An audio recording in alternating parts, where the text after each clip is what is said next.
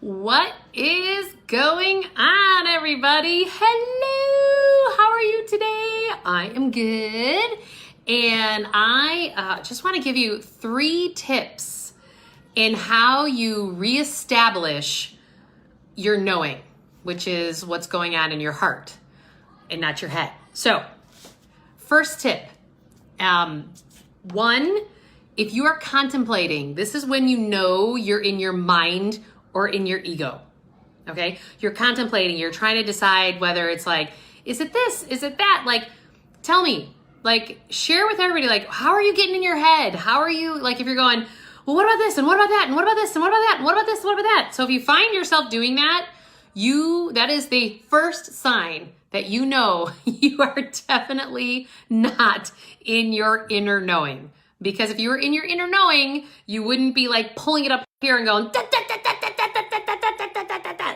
Because that is where, our formal education and the way that we've all been taught since we were kids is a beautiful thing, but it has not helped us get into our knowing. And I am super smart, and I know this from experience. So that is number 1, that you have to, if you recognize that you are in your mind, to reestablish your knowing is to go, okay, let me breathe. Breathe it out. And then that gets you right back into your body. And that helps you to reestablish getting into your knowing, okay? But you have to recognize that you're in your mind first. And that's the, I'm trying to debate. I'm trying to figure it out. I'm trying to, If you're doing that, you're not in your knowing, okay?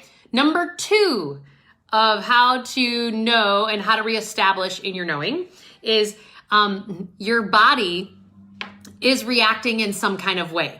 Okay, so your physical body, actually, you have this body intelligence that is absolutely incredible.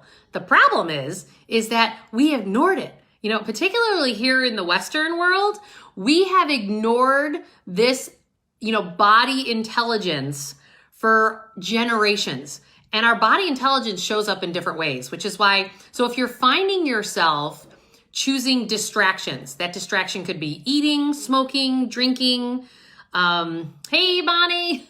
So if you're choosing those distractions, and your body is showing some anxiety, or you're feeling depressed or something of that nature, that's when you also know that you're not in your knowing.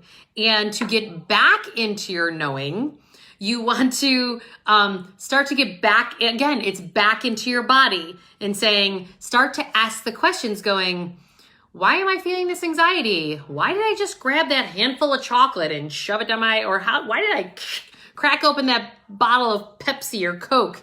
And why did you just shove it down your throat? Or why are you starting to smoke cigarettes and you're sitting out there and you're going, oh my God, I gotta distract myself. Or, it's really amazing to me how the chip aisle and the alcohol aisle in the grocery store are still pretty empty these days, which means there's an awful lot of us who are not in our body intelligence. So the step there is to reestablish your knowing. Try not to buy those things the next time you go to the grocery store.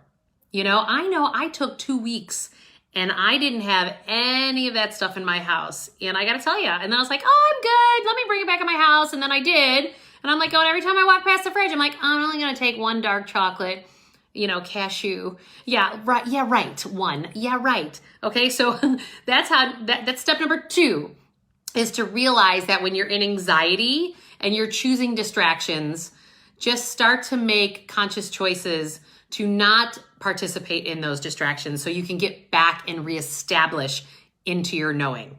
Okay, and the third way to recognize that you are not in your knowing and how to get back and reestablish into your knowing is you find yourself repeating these patterns. You find yourself going, oh, I'm having this conversation again with another person, and it's the same conversation I've been having for a decade, and it's like going down the same path, and I'm recreating this suffering cycle, and it's like, so what that tells me is that you're not in your knowing, because what you're doing is you're actually coming from back here in your amygdala. You're coming from back here, which is all your subconscious patterning. And any of you who've watched me before is that our subconscious patterning, you can't live in the now, which is your frontal lobe, and you're coming from your amygdala.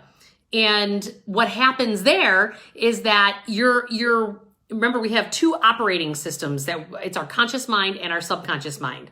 So if we're coming from our subconscious mind, we're responding to this patterning that has been ingrained in us for our entire life, because those patterns are established by the time we're 7 years old.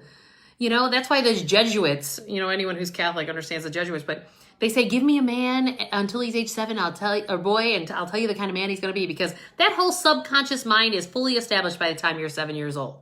And so how you actually reestablish and get back into your knowing from being in this place of, you know, repeating these patterns from your subconscious, a really great way to do that, you know, and I've shared this with people before, it's a thing called havening.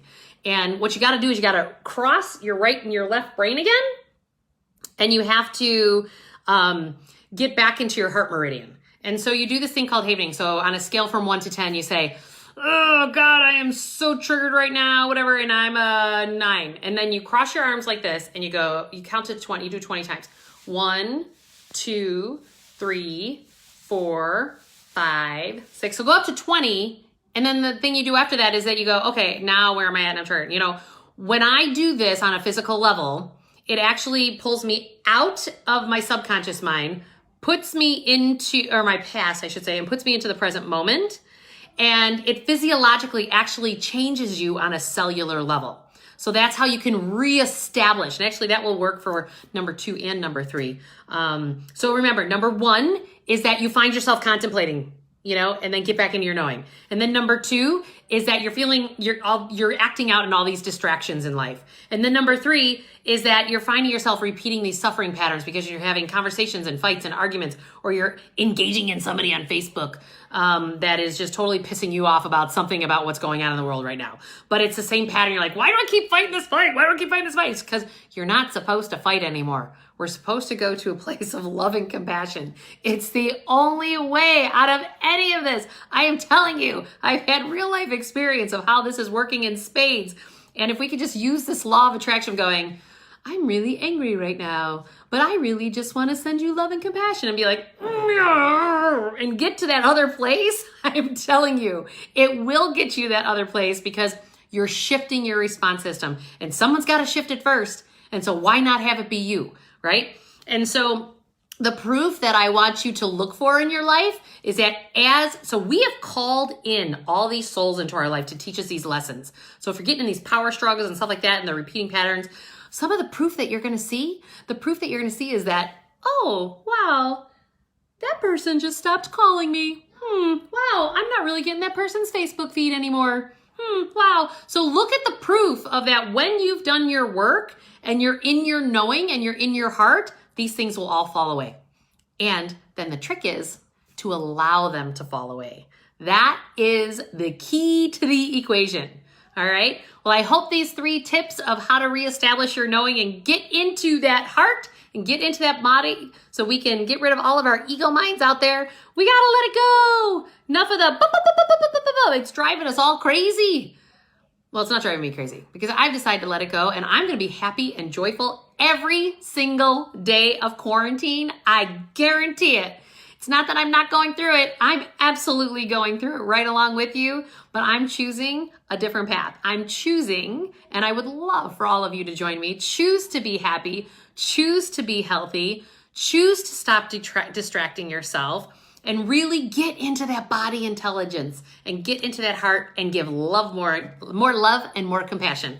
All right, you guys, have the best day ever, and I will talk to you soon. Bye.